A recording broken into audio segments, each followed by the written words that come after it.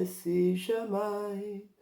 Oh, Minas Gerais, oh, Minas Gerais, terra abençoada, não só Minas Gerais, mas todo o meu Brasil. Talvez você que mora aí no estado de Minas, os mineiros são gente boa, os goianos, os maranhenses, os paraenses, enfim, todo o povo desse Nordeste por onde eu passei, fui bem recebido. O povo nunca tinha me visto, me convidava para ir na casa deles. Olha, aqui nós dormimos na rede. Aqui é um lugar meio quente, meio caloroso. Não, não tem problema. Oferecia, punha aquele banquete para a gente comer. Eita, povo abençoado, esse povo de Minas, pegando aí, ó, por esse fundo da Bahia, desse todos esses estados aí, o Ceará, os meus irmãos, aí espalhado por todo esse Brasil, aí a parte do sul, leste, oeste, norte, nordeste, todo lugar vai o meu abraço desse seu irmão em Cristo, Nilson Queiroz, do canal Verdadeira Graça. Eu tenho uma palavra para nós, e o título desta mensagem, você seja bem-vindo ao canal. Esse canal que já está entrando para 4, estou começando agora. Eu comecei em 2021, passei o ano todo 2021, entrei em 2022, parei acho que 4 ou 5 meses por causa de uma cirurgia que eu fiz. E depois entrei novamente em 2023 e tal. E agora já estamos indo para o 4º ano, 2024. Então, meu abraço para todos vocês. E a mensagem é essa: a Bíblia é um mistério. Mas, irmão Nilson, a Bíblia é um mistério? Sim, porque há muita gente lendo este livro de cabeça para baixo. A posição desse livro é que lê ele assim. Como eles vão entender? Estão lendo de cabeça para baixo. Há muitos teólogos, há muitos estudiosos da Bíblia que leia, releia esse livro. Você vai fazer uma pergunta para eles, eles não sabem, eles não têm resposta. Você espera um pouquinho, vocês não são teólogos? Vocês não são bacharel em teologia? Por que vocês não sabem? Porque se o Espírito de Deus não estiver, não adianta. Porque o próprio Jesus disse, sem mim, nada vocês podem fazer. E o próprio Espírito Santo é o que intercede, não adianta. Quem tem o Espírito de Deus, Deus abre a sua mente, não adianta abrir, desfolhar este livro. Eu peguei em Gênesis, saí Apocalipse, voltei agora em Gênesis, saí Apocalipse. Eu conheço um cara que diz, é mentira, mas ele diz que leu a Bíblia 30 vezes. Irmão, já li essa Bíblia 30 vezes. Eu falei, eu não li nenhuma vez. O que você é mais do que eu? Não sabe nada.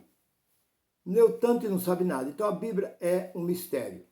Eu perguntei para um teólogo, professor de teologia. Fiz uma pergunta para ele, não me respondeu.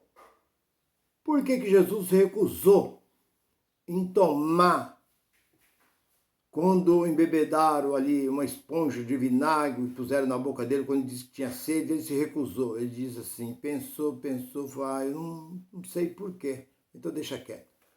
Você não sabe por quê, eu também não vou te responder o porquê. Então, é o que acontece. Então, essa Bíblia é um mistério e eu tenho conhecimento. Se eu pegar este livro e querer revelar tudo que tem aqui dentro, você pode começar a querer desacreditar deste livro. Você pode querer até voltar a ser até um ateu, se eu te mostrar tudo que tem aqui dentro desse livro. Por que, irmão Nilson, você diz isso? Porque o próprio apóstolo Paulo, por duas razões. O apóstolo Paulo diz que uma criança não pode dar uma comida sólida para uma criança. Uma criança tem que ser um mingauzinho, um leite, um mingau. E de acordo que aquela criança vai crescendo, a gente vai dando uma comida mais forte. Até que chega um ponto que aquela criança pode comer de tudo. Se torna um adulto, pode comer de tudo. Então tem muita gente que não tem conhecimento, porque chega lá e vai com esse livro fechado e volta com esse livro fechado. Ele acredita muito naquele que está lá na frente. Aquele que está lá na frente, aquele peão que está lá na frente, dita as regras lá, e ele acredita que aquele cacique lá, dá as ordens lá, não, porque isso, porque aquilo outro, eles nem vão atrás de abrir. Porque não adianta ler o texto e não ler o contexto.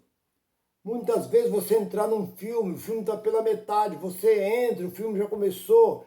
Você, para conhecer um filme, você tem que começar do início. Você, para entender uma novela, você tem que começar do começo da novela. Ah, vamos começar uma novela nova. Começa no início. Porque não adianta você entrar pelo meio da novela que você não vai entender. Porque aquele casal está se separando, porque aquele outro está brigando, porque aquele está exigindo a herança, porque que esse não aceita aquele como pai, porque que esse está indo embora, você não entende nada. Então você, para entender, você tem que ler o texto e o contexto, dependendo, pega do versículo primeiro. Se você pegar do versículo primeiro, você vai entender. Então tem coisas aqui dentro que eu quero explicar para você, que eu não posso revelar para vocês. Porque se eu revelar para vocês, vocês podem se esfriar na fé. Mesmo você sendo da graça, você pode ficar um pouco meio assim. Eu conheço e eu estou muito firme. Por quê? Esse livro foi mexido. E aonde o homem põe a mão, ele estraga.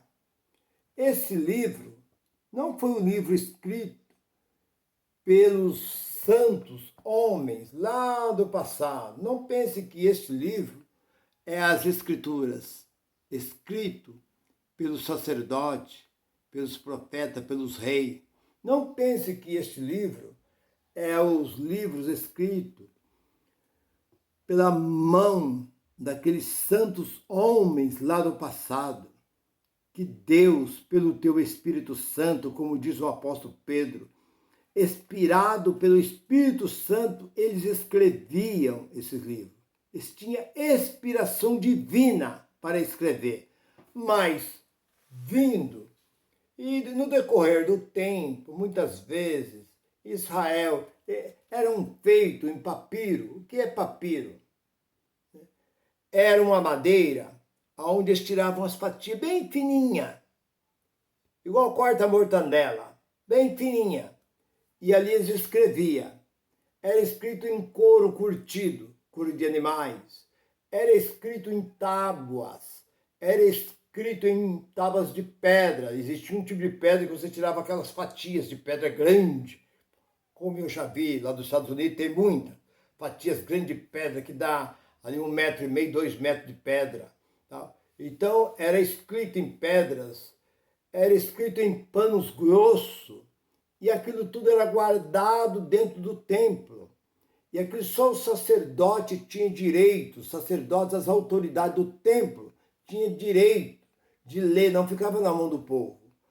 E eles liam aqueles escritos. Tudo que acontecia, existiam os escribas. O que quer dizer os escribas? Era o que escrevia os acontecimentos de Israel. Mas sempre a Síria, sempre ali o Egito, sempre os filisteus, sempre aquelas nações, ali a Turquia, estava sempre invadindo Israel.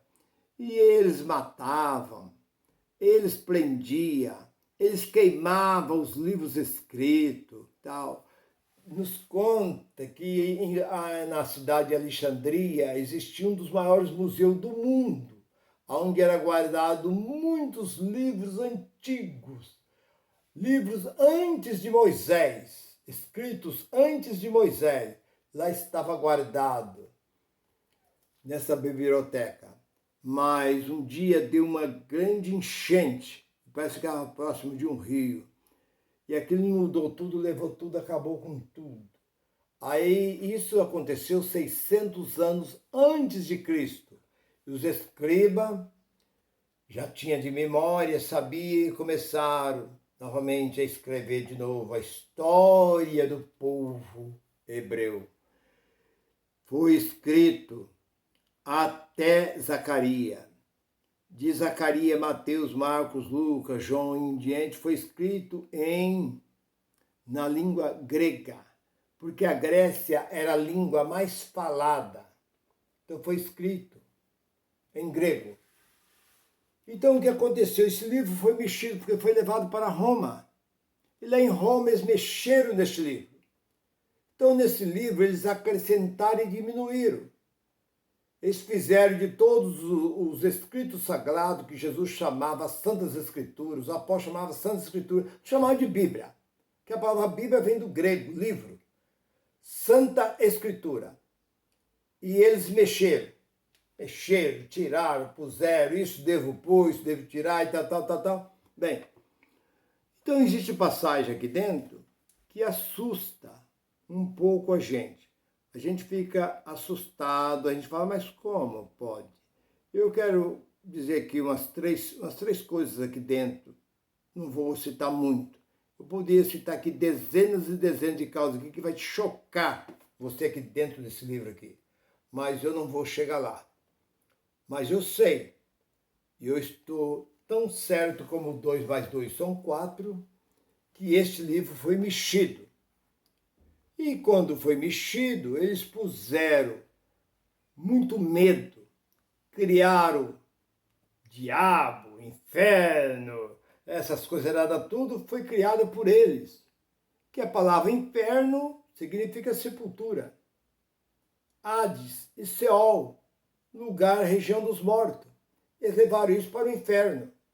A palavra que Jesus disse, Geena, era um local de um lixão, próximo de Jerusalém, onde era jogado animais mortos e jogava também cadáveres de mendigo, de pessoas mal, que não tinha condições de ter uma sepultura, ele jogava lá, punha lixo, punha fogo, ali o bicho não morria, por causa do óleo, da carne podre estava ali, aqueles bichos estavam ali, e o fogo estava sempre queimando o óleo daqueles corpos e tal, então o fogo não apagava. Então Jesus deu ali uma ilustração. Cuidado, para que vocês não vão parar neste lugar, onde o fogo não apaga e o bicho não morre. Foi a ilustração que Jesus deu. Hoje não existe mais isso, acabou. Não existe mais esse lixão. Chama Geena. Entra na história para você ficar sabendo. Agora vem esses cabeçudos em cima dos povos daí, dessas falsas religiões, e começa a falar de inferno, pega no Google, olha, o que é inferno? Sepultura, pronto, acabou. Bem, então esse livro aqui tem uma passagem, lá no capítulo, acho que 9, e versículo 6 de Gênesis. Quem derrama o sangue do homem, pelo homem seu sangue é derramado. Bem, o cara diz, bom, está certo. Se ele derrama o sangue do homem, pelo homem seu sangue é derramado. Mas depois nós encontramos, numa outra parte, não sei, está no livro de Levi, que Deus criou uma cidade de refúgio para quando uma pessoa matasse, fizesse qualquer coisa errada ali em Israel, o povo fugia para essa cidade, para fugir do seu agressor. Aí você fala, mas espera um pouquinho. Se a própria palavra diz que quem derrama o sangue do homem, pelo homem seu sangue é derramado, e depois Deus cria uma cidade de refúgio para esse povo fugir, então quer dizer que Deus está apoiando, dando apoio a um assassino? É isso? É o que diz a Bíblia. E esse povo, e esses homens ficavam lá, falavam, qual é o seu motivo que você está vindo para essa cidade? É porque eu matei fulano, porque eu fiz isso, aquilo, tal. Então fica aqui, que aqui não vai ter perigo. Então, dá a entender que é a mesma coisa hoje de um pai. De um pai que apoia um filho, que estrupa, que mata, que rouba, e o pai gasta rio de dinheiro com advogado, como eu conheço um caso que aconteceu alguns anos atrás, onde o filho, eu não vou dizer o nome dele, Ele envolveu com a menina de menor, ele com mais 2 companheiros, acho que embebedaram as meninas tinham entre 14 e 15 anos, levaram para uma praia e acho que andaram abusando das meninas. E os pais da menina entraram na justiça e foram presos. E naquele tempo eles apanharam muito. Porque naquele tempo era o tempo dos militares, a polícia batia. Foi nos anos 70 isso. E o pai era bem de vida. O pai tinha um caminhão seminovo. Naquele tempo o caminhão era muito caro e casa era barata. Dava para ele comprar umas 2, 3 casas com o dinheiro do caminhão. Ele vendeu o caminhão e gastou com o advogado para tirar o filho da cadeia. Bateu até que tirou. Depois de tirado o filho, passado uns tempos, ele trabalhando junto com o filho numa empresa que eles criaram uma empresa. Ele trabalhando, o filho pegou e bateu no pai. Deu uns tapas na cara do pai dele. Agora você vê, isso é o bem. Faz tanto e depois recebe. O bem se paga com o bem, não é esse que é o certo, mas eu vejo o contrário. O bem se paga com o mal. É isso que eu vejo hoje. Bem, então como Deus criou uma cidade de refúgio para esse povo refugiar? Aí você olha e fala, mas isso não está certo. Porque se ele derramou o sangue de um homem, então ele tinha que ser também derramado o seu sangue, porque está na palavra. Quem derrama o sangue do homem pelo próprio homem, seu sangue seria derramado. Mas Deus já criou uma cidade de escape. Ele ia para lá, dependendo, ele vivia lá até as coisas, como se diz, a poeira baixar, as coisas melhorar, para ele poder voltar. Bem, outra coisa, quando Samuel foi ungir Davi, um dos filhos de Jessé, como rei de Israel, ele disse, Senhor, mas se eu for, o que vai acontecer? Saul vai saber, e Saul vai mandar me matar. Deus podia dizer para Samuel, não, Samuel, deixa Saul comigo. De Saul cuido eu.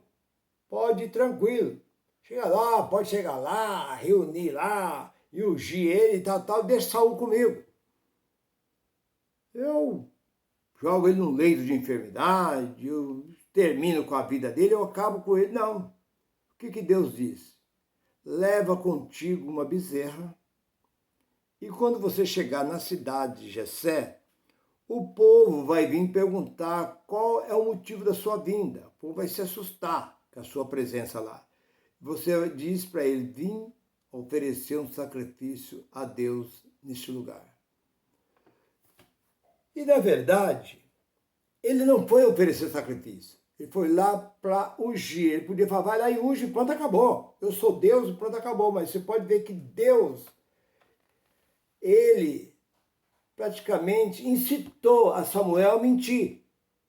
Porque quando Samuel chegou na cidade, o povo veio de encontro a Samuel, temeroso.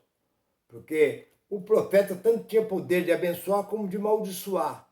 A sua vinda nessa cidade é de paz ou é de maldição? Minha vinda aqui é de paz.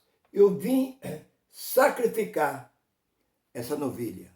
Mas, na verdade, Samuel foi ali ungir um dos filhos de Jessé como rei de Israel. Se fosse assim, uma vez por ano, de vez em quando, Samuel fosse ali a oferecer sacrifício, Deus disse, Samuel, aproveita. O dia que você for lá oferecer sacrifício, naquela cidade, você aproveita e unge um dos filhos de Jessé. Mas não, ele foi e levou uma bezerra e falou para o povo que foi oferecer sacrifício, mas na verdade ele foi lá para ungir um dos filhos de Jessé como rei sobre Israel. Então você vê que ali, se você for olhar, Samuel fez o que Deus mandou ele fazer. Incitou ele a forma pela qual ele foi uma mentira. Porque ele não foi lá para oferecer sacrifício a essa ovelha. Essa novilha.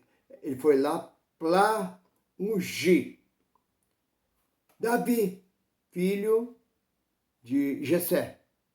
Nós olhamos uma outra coisa. Quando Betseba foi tomado por Davi, vocês conhecem aquela passagem, está lá no capítulo 12 de 2 Samuel. Davi não foi para a guerra, porque naquele tempo os reis tinham que ir para a guerra. Davi, passeando pelo palácio, viu aquela mulher se banhando, perguntou: quem é aquela mulher? Aquela é Betseba. Então traga ela para mim. E trouxeram Betseba: o rei está te chamando. Ela foi, chegou lá, ele se deitou com ela. Chamou ela para o quarto, se deitou com ela e cometeu um ato de adultério. Ele falou para ela: agora você pode ir embora para sua casa. Mas logo em seguida ela percebeu que ela estava grávida. E ela veio falar com Davi. Ela veio falar com o rei: rei, eu estou grávida. E ele temeu, porque o seu marido, que era amigo de Davi, Urias, estava na guerra. Já fazia algum tempo que ele estava lá. Ele falou: e agora? O marido dessa mulher não está aqui. Como é que essa mulher aparece grávida? Ele teve um plano. Vou mandar chamar Urias. Urias vai vir aqui, eu vou mandar Urias perguntar como é que está a guerra. Fica aqui uns dias descansando aqui. Enquanto isso, e eu disfarço. E depois a criança vai nascer e vai meu filho. Porque naquele tempo não tinha esse negócio de exame de DNA e tal, essas coisas e tal. Bem, o que aconteceu? Urias veio. E Urias chegou, Davi ali deu comida, embebedou Davi, tal. Agora vai embora para sua casa descansar. Como é que está a guerra lá? A guerra está assim, assim, assim. Agora vai descansar. Ele falou: não, eu não posso ir. Como você não pode ir? Eu não posso ir à minha casa. Como é que eu posso deitar com a minha esposa, estar ali junto com ela, sabendo que meus irmãos estão em sofrimento lá na guerra? Eu não posso ir. E o rei tocou vinho nele, mas ele não foi. Ele dormiu ali na casa dos guardas ali. No outro dia, Davi ficou sabendo. Davi mandou chamar ele de novo. Mas você não foi dormir com a sua mulher? Não, eu não posso. Eu não aceito. Quando meus irmãos estão em guerra, eu não posso ter esse prazer. Aí Davi já ficou meio preocupado. Aí Davi tornou a embebedar ele, deu de comer a ele, agora vai dormir com a sua mulher. Vai para sua casa. Ele fez que foi, mas não foi. Dormiu na porta do palácio. Aí no terceiro dia, Davi já preocupado, Davi escreveu uma carta. Falou: agora volta para a guerra. E naquela carta estava a sentença, que era para ele morrer, que era para o superior dele colocar ele na frente da batalha para ele morrer. E foi o que aconteceu. A sentença de morte estava naquela carta. Ele era um homem tão temente a Davi que ele podia ter abrido a carta para olhar, mas ele não abriu. Entregou. O seu capitão lá olhou, falou: ah, tudo bem, é a ordem do rei. Colocou ele na frente da batalha e ele morreu no primeiro combate. Morreu flechado. Betseba chorou muito e tal, e ele toma Betseba e possui Betseba. Mas aonde eu quero chegar? O que eu quero chegar é o seguinte: Deus manda Natã falar com ele. O profeta Natã chega e fala duramente com o rei. Ele chega, usa uma parábola para falar com o rei. E o rei fica furioso quando ele fala assim: e esse rico, você conhece essa passagem? Está lá no capítulo 12, você começa a olhar do versículo ali, primeiro em diante, você já, versículo 5, 6 em diante, você vai ver. Que ele, quando o profeta diz: e esse homem rico tinha muitas ovelhas, e ele mandou buscar a única ovelha, a única ovelhinha, e ele fez um assado para o viajante. A única ovelha que aquele pobre homem tinha, que dormia na cama do lado dele, comia com ele, tal. Então ali era uma parábola. E o que fez Davi? Ficou furioso e disse: esse homem é digno de morte. Levantou e falou assim: esse homem é você. Apontou o dedo no rosto de Davi: esse homem é você. Você não vai morrer, mas a criança não viverá, porque a criança é fruto do pecado. Agora o que me chama a atenção é que se aquela criança é fruto do pecado e aquela criança morreu, Davi ficou prostrado 7 dias. Tirou a roupa real, vestiu de saco, deitou na cinza, chorou, lamentou, orou e tal, e a criança morreu. Mas o segundo que veio, Deus amou, abençoou e colocou como rei de Israel, que foi Salomão. Aí você fala: mas espera um pouco, se o primeiro era filho de um pecado que Davi cometeu, o segundo também era. É a mesma continuação. Mas Deus matou. O primeiro e o segundo, Deus amou, abençoou e deu o trono de Davi, seu pai, para ele, Salomão, que foi o homem mais sábio e mais poderoso que já existiu entre todos os reis. Então você fala assim, irmão Nilson, é difícil, é difícil. Você olha para este livro, eu poderia citar muitas e muitas passagens, mas só para você ver que nessas 3 passagens que eu citei para você, você começa a meditar e ver que espera um pouco, se Esaú, dentro do ventre de Rebeca com Jacó, os dois brigavam dentro do ventre. Ela orou a Deus e Deus diz assim: há 2 povos dentro de você. Um mais forte, um mais poderoso do que o outro. Esse mais fraco vai dominar o mais forte. E quando nasceu Jacó, Deus podia fazer com que Jacó nascesse na frente, porque era o direito dos primogênitos herdar a benção. Mas Esaú veio na frente e Jacó veio atrás, segurando o calcanhar de Esaú. Deus repudiou Esaú e amou e abençoou Jacó. Agora eu pergunto, o que eles fizeram? Nada. Estava dentro do ventre e já foi repudiado por Deus. Aí você fala, mas por quê? O que Deus faz está feito, está aqui dentro. O que Deus faz. Você quer saber onde isso está? Vai no capítulo 9 de Romanos. Pega ali pelo versículo 6, 7, 8, vai lendo. E você pega ali o Romanos e vai vendo que acho que no versículo 13 fala sobre isso aí. Então você fica sabendo. Então a Bíblia é para nós gentil, as cartas do apóstolo Paulo. Você não adianta você querer passear lá na velha aliança, porque você encontra uma passagem, só quero falar isso e já termino a mensagem. Lá, acho que no capítulo 11 de Juízes, chamaram Jefté, era um grande guerreiro. Foi expulso de Israel, mas quando Israel estava ali perdendo a batalha, chamaram Jefté.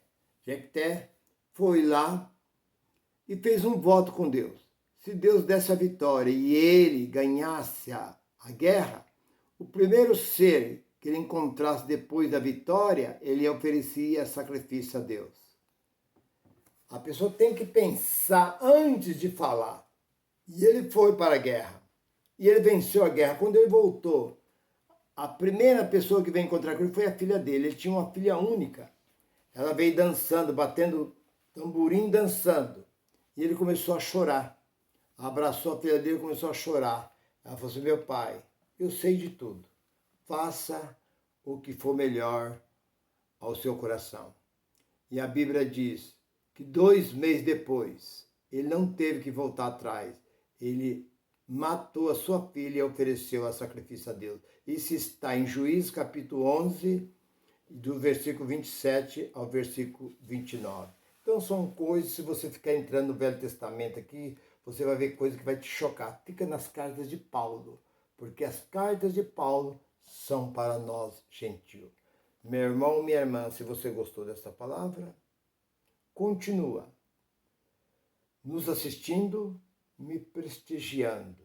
Inscreva no meu canal e divulga para que possamos crescer cada dia mais na graça e no conhecimento de nosso Senhor Salvador Jesus Cristo. Graça e paz para todos. Bye, bye.